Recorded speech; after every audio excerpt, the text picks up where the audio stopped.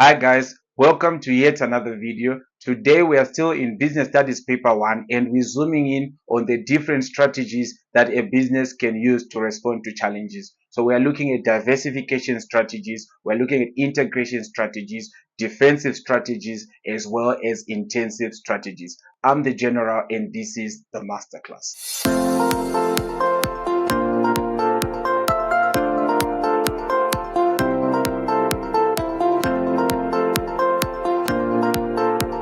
So guys, there's a little acronym that we can use to remember these strategies, which is DD, D-I-D-I. So I've arranged our lesson today in that order. Let's start with diversification strategies. Number one, we have three different types of diversification strategies. The first one is concentric diversification. What does this mean? Businesses add a new product that is related to the existing products, which will appeal to existing customers.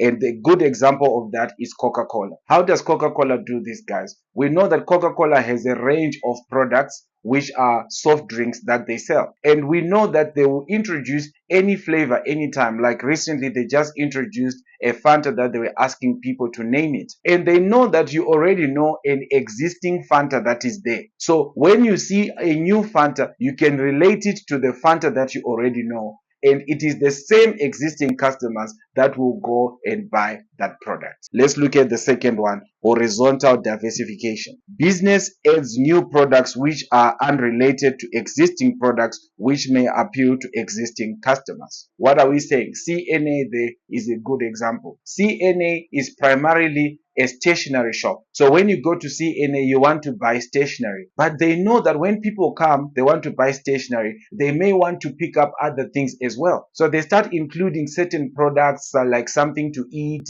chocolate, drink, water that you can grab as you are buying your stationery. Now, what are they doing? They are adding a product that is unrelated to the product that they are selling, but will still appeal to the same people that are buying the stationery. Let's go to the third one, conglomerate diversification. Businesses add new products which are unrelated to existing products and may appeal to new customers. And we are saying Virgin is a proper example here.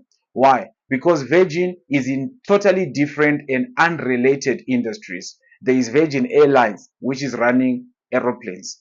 There is Virgin Mobile, which is a cell phone or telecommunications company. There is Virgin Active, which is a gym. So all these products that Virgin is offering are unrelated. But Virgin knows what they're doing because they are trying to go into different markets and reach everybody at their point of interest. Those who would like to go to the gym, here is Virgin Active for you. You want to fly somewhere, here is Virgin Airlines for you. You want to call somebody, here is Virgin Mobile for you. So they are having a mixture, a portfolio of products that are unrelated, but they are reaching new groups of customers for the company. Now let's move on to intensive strategies. We have three types of intensive strategies. We've got market penetration, market development, and product development. Now, I want you to notice something. The word market appears twice and the word development appears twice. I thought that's interesting in terms of remembering the strategies that we have here. The first one, market penetration. New products are sold in an existing market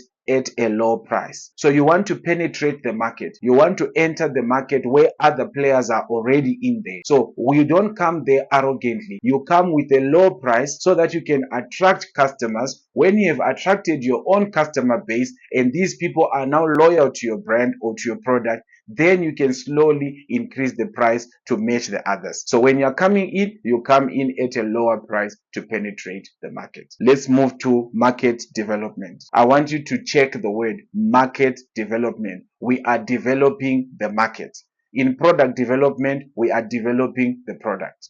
Now, in each case, between market development and product development, they are linked, but they are opposites. In market development, we are saying businesses aim to sell its existing products in a new market. So which one is new? The market is new. We are developing a new market. Once the market is new, then the product is existing. let's look at product development. Businesses aim to introduce new products into existing markets. What are we saying? Product development. We are developing a new product automatically, then the market is existing. They cannot both be new, they cannot both be existing. How do you know which one is new? Check the one that is in the question. If it says market development, then the market is new. If it says product development, then the product is new. Now on to defensive strategies. Defensive strategies are used when the business is under threat and it has to try and defend its position within the market.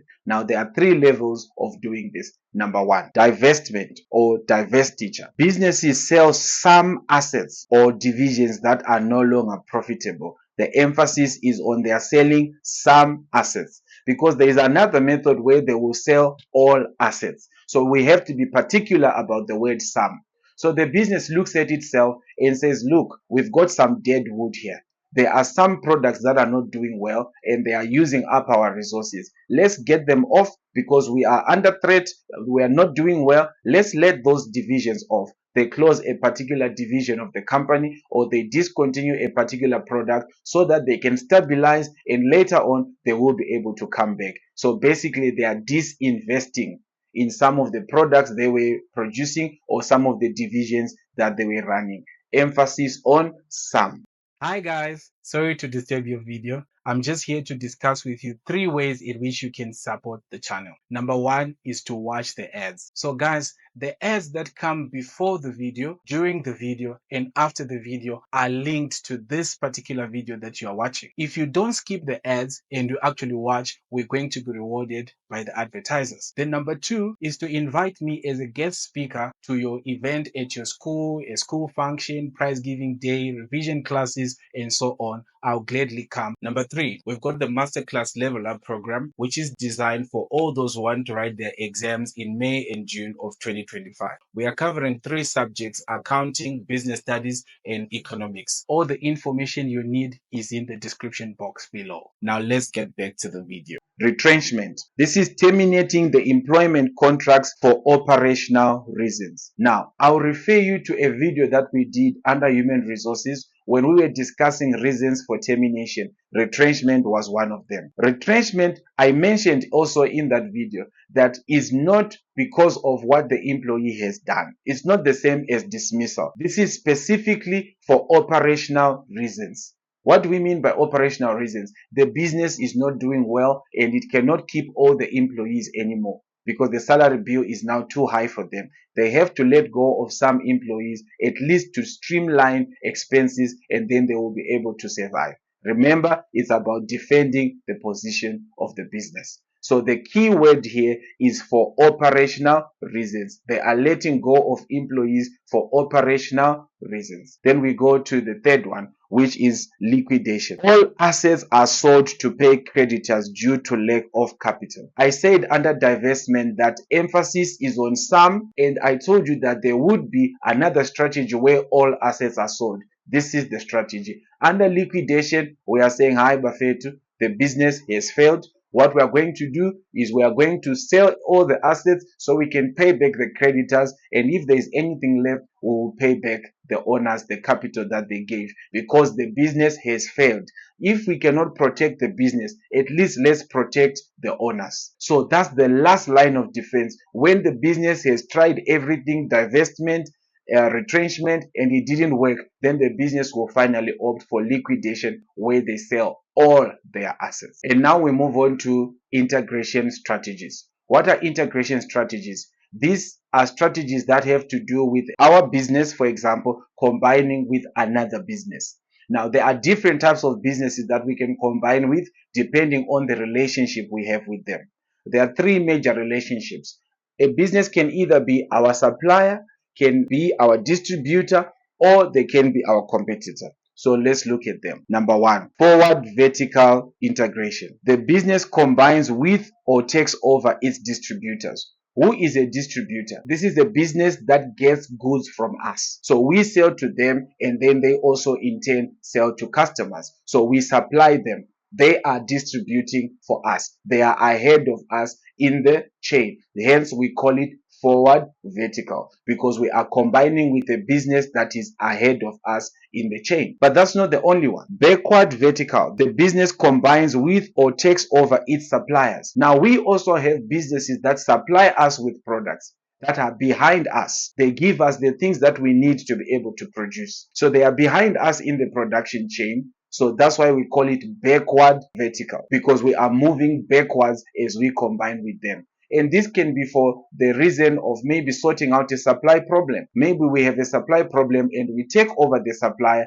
to ensure that we will never have that problem again. Likewise, with forward vertical, where we take over distributors, it could be to deal with the problem of we don't have a distribution channel. So if we buy one of our distributors, we ensure that our products will be distributed. So that's how that strategy works. Then the third one, horizontal integration. A business takes control of businesses in the same industry, or rather at the same level of production. These are competitors. When a business buys another business next to it, imagine there are two businesses that are big in this country that are owned by the same company, ShopRite and Checkers. They are both competing in a way, but they are actually owned by the same company. So let's suppose that Checkers bought ShopRite, for example. If Checkers is the one that bought ShopRite, it means they bought a competitor, and that was horizontal integration. Now, having said that, in an exam situation, you may be asked to give the advantages of only two groups of those strategies. It's only diversification strategies and intensive strategies. So here are some of them. Effectiveness or advantages of intensive strategies. Number one, increase in sales, income, and profitability. Improved service delivery may improve business image, gain loyal customers through effective promotional campaigns. Remember, intensive strategies are growth strategies. They are there to make a business to grow, to gain more customers, and to make more profit. Hence, the advantages we have discussed. The effectiveness of a diversification strategies: increase sales and business growth, improves the business brand and image, reduces the risk of relying on one product. Remember, under diversification strategies, we are diversifying the kind of products that we offer. Like in the example I gave you with Virgin, they've got Virgin Mobile, they've got Virgin Airlines, they've got Virgin Active. Let's suppose that one of the businesses is not doing well. Maybe it's COVID, there is no travel, and the airlines business is not doing well. But the cell phone business will be doing well because people will even be communicating more through telecommunications because they can't travel. So that way they have reduced their reliance on one product. If one product is not doing well, there will be another product to save the business. Then we may also be asked to give the steps in evaluating a strategy. So number one, you examine the underlying basis of a business strategy. Number two, look forward and backwards into the implementation process. Number three, take corrective action so that deviations may be corrected. Number four, set specific dates for control and follow up. Number five, decide on the desired outcomes. So this is when you're evaluating a strategy that you came up with. You want to see whether it was successful or not. These are the steps that you can give in an exam. Thank you very much for watching the video today. If you have not subscribed, I would like to kindly ask you to subscribe and help us to reach our goal of 10,000 subscribers by the beginning of May. I'll see you next time. God bless you.